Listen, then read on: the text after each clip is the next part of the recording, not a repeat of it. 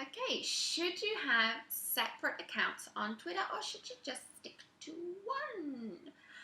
Now the honest answer here is actually it depends.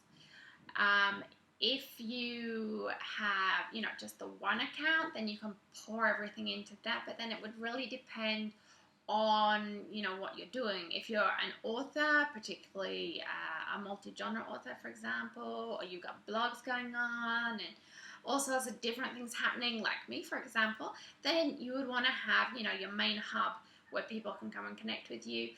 For example, I have mine on Twitter, which is Joe Linsdell.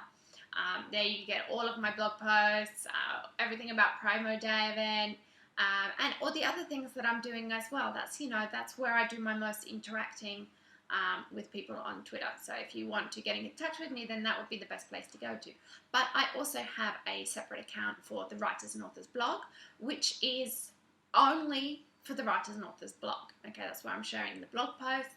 I might, send out a tweet of some writing-related quotes or things like that, and interact. For example, call for submissions on the blog, things like that, and people would, interact with me. They're asking if they could be a guest on the blog or something like that. So I keep that as a separate thing as well. But those people are only interested in following the Writers and Authors blog. They're not interested in all of the other stuff that I do. So they would only follow me there. The same thing applies also with Promo Day event. I have a separate account there as well. So, for example, when the event's coming up, there is a lot more traction on that account there as well, because people who are attending the event, they're all tweeting about it and we're interacting. So if someone's got a question about the event, when something's happening, or how they get involved, or how to register, or whatever, they connect through that.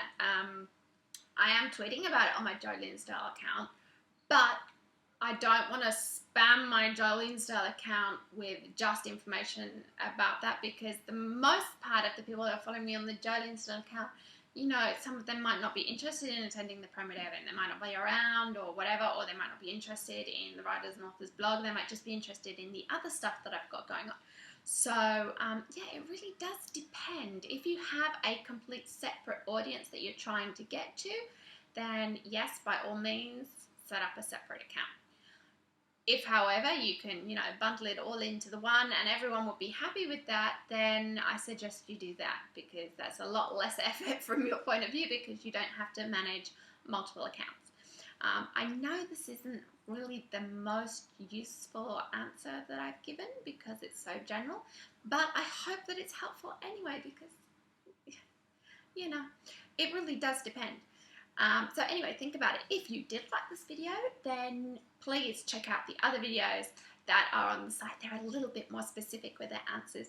And also click the subscribe button so you don't miss out on any new vids that are coming up on the channel.